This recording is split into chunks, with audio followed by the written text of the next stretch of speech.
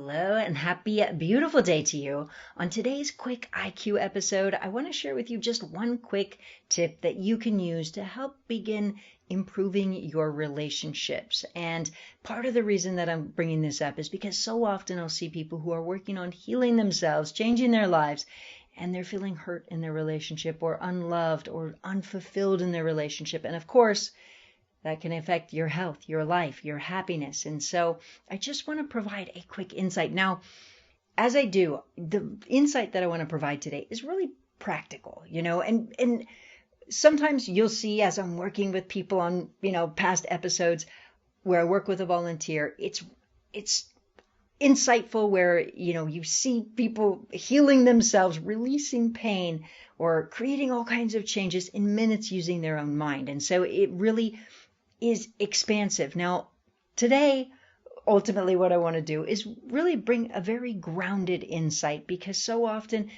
people will overlook the practical things that are also needed to make that change in their relationship. And so the practical insight is I want to invite you to look at your relationship and note, what would you like more in it? Is it more love? Is it more connected? Is it more romance? Is it more sweetness? Is it more kindness? And then I want to invite you to ask yourself, how can you help create that feeling in it? Not just ask for it, but how can you create that feeling? And what I mean by that is so often people might say something like, I wish you could understand me more, or I need more love in the connect. Like there's a feeling of kind of complaining sometimes about what's not there, or asserting themselves in what's not there, or being angry or hurt. In other words, when something's missing, so often the emotions that come up end up making it worse.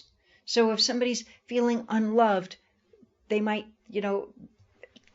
express it or feel negative feelings towards it, where they're angry or hurt, or then distancing themselves, or, just not showing up to the relationship, which then does what? Increases the problem. Or they complain about it and they feel needy or whatnot, which does what? Also increases the problem. And so often the automatic reactions that a person might have in a relationship can increase the problem instead of decrease it. If somebody's feeling upset because they're not getting enough attention, and they express they're feeling upset and feeling not heard, what does that ultimately do? Well, many times their partner will then end up feeling criticized or hurt or whatnot. It doesn't increase the connection, it decreases it.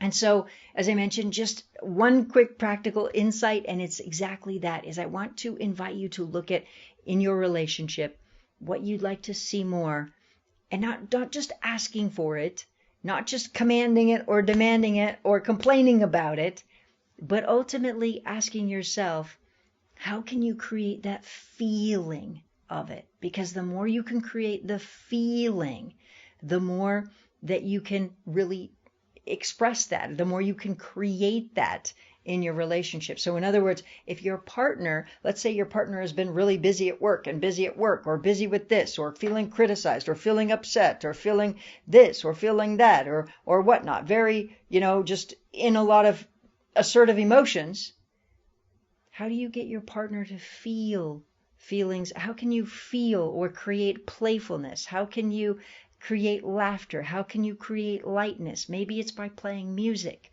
Maybe it's by watching a movie together, a loving, sweet movie. What is that for you? What feeling would you like to start creating?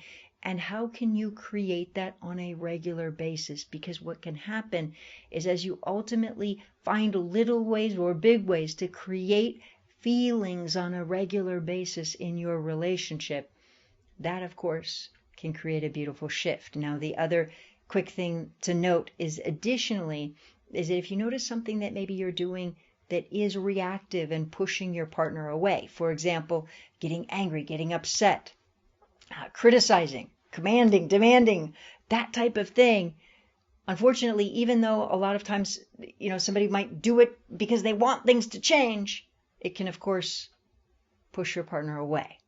And so I want to invite you to notice if there's anything that you are doing in that way, and maybe if you could discontinue it or do it in a different way that feels